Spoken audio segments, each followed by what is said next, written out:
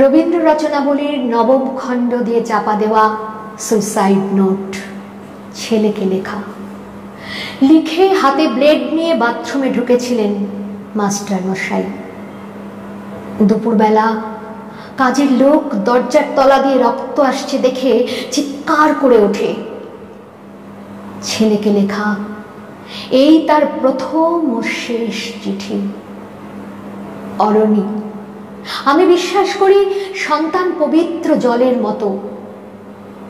যদিও তোমার সঙ্গে আমার সম্পর্ক ভালো নয়, তবু তোমাকেই লিখে রেখে যাই।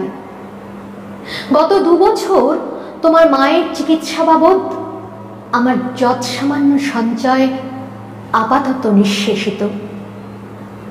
চিকিৎসার ব্যয়ভার আমি আর নিতে পারছিলাম না। জীবনে তোমার টাকা ছুঁইনি, মরেও ছোঁব না। আমি আজীবন ছাত্র পড়িয়েছি, জ্ঞান তো কোনো অন্যায় করিনি। গত মাসে আমার স্কুলে এক অভিভাবক এসে ঝুলোঝুলি করেন তার ছেলেকে নেবার জন্য। আমি প্রথম দিন ফিরিয়ে দিই, দ্বিতীয় দিন ফিরিয়ে দিই, তৃতীয় দিন পারিনি। তিনি আমাকে একটা বড় খামে 30,000 টাকা দিয়ে চলে যান। সেই টাকায় এই মাসে তোমার মায়ের চিকিৎসা চলছে।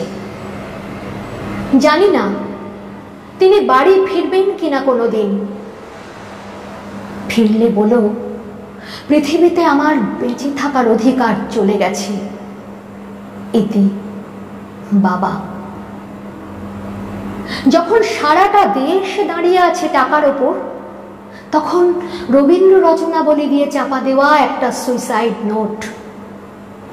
হাসপাতালে গাছের তলায় গা ছমছম করছিল।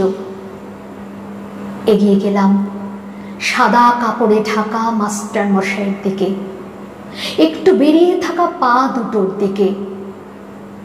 ওই একটু বেরিয়ে থাকা পা দুটো যেন ভারতবর্ষের শেষ মাটি।